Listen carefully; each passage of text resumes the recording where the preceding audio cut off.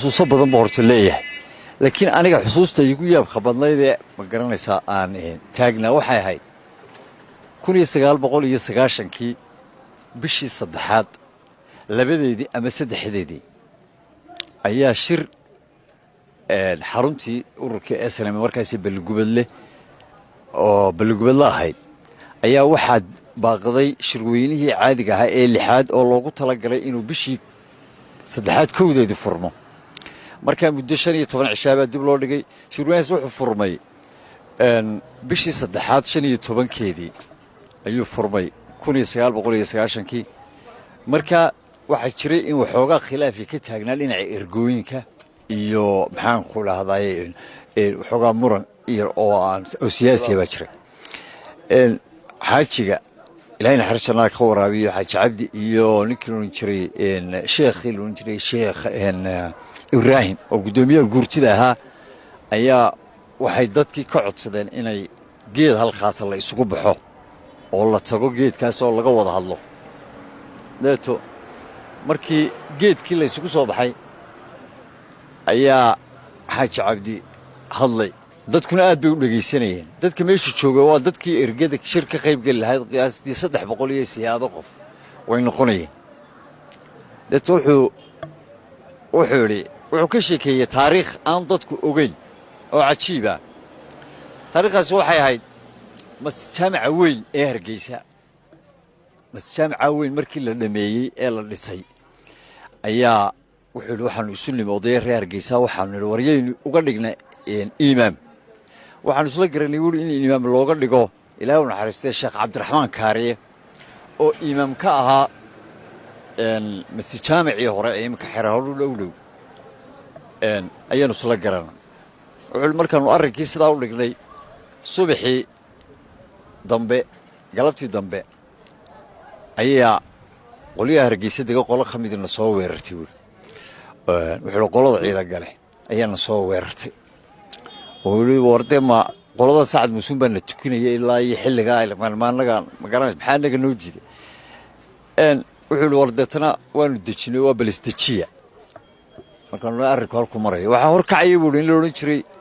sheekh oran jiray sheekh Farax Wadaaji sheekh Farax Wadaaji oo isaguna culimadii reer Asar kamid ahaa dabadeeto waxaan ku nuluuleeyeen waa balistajiyo dib baanu isugu noqonay buu odayaashii waxaanu isla garanay in Sheekh Cabdiraxmaan Kaariye masjaamaciisi hore ku noqdo sheekh Farax Wadaajina uu masjaamacan weyn ee cusub oo isaguna imaam oo ka noqdo laakiin iidaha labada iidood iyo jimcayaasha Sheekh Cabdiraxmaan Kaariye uu masjaamaca weyn tukiyo caadi sidii markaanu ku go'aaminay ayaa wuxuu yiri qoladii Arab maalintii dambe iyaguna weerar nagu soo kiciyay oo yiraahdeen muxuu ahaayeen waa maxay salaadan ciidan galay iyo Saacad Musuun qaybsaday daa ma aqbalayno waxa waxaanu arkay yeelayna ma jirto waxaanu ku nilbuuri war maxaynu yeelaayo waxaanu soo gareeyay buuri in muadinka la siiyo imaamka waxa leeyahay sheekh eedaamaya muadinkii war muadinka qaataan ku istaajiyay idinkuna oo idinka wuxuu qoladaana markii aanu sidaa ku dirnay khaarijinay baa maalintii dambe qoladii Isxaaq dafna soo jiray oo ilaa war masaka taliiraha iyagiyo meeshayd baa loo tashaday waa maxay waxana wada cidiba soo gali maysa meesha ato waxaan ku nugul waa shaydaanka iska naaro bilistijiyo oo wuxuu lidtana sheekh loonin jiray in la dhiiqabe ayaan u dhiibnay buu mafaatiixda masaajidka loo liibaan bal adigu maamulo meeshaba ka ahaw oo sheekh meeshaba maamulaya ahaw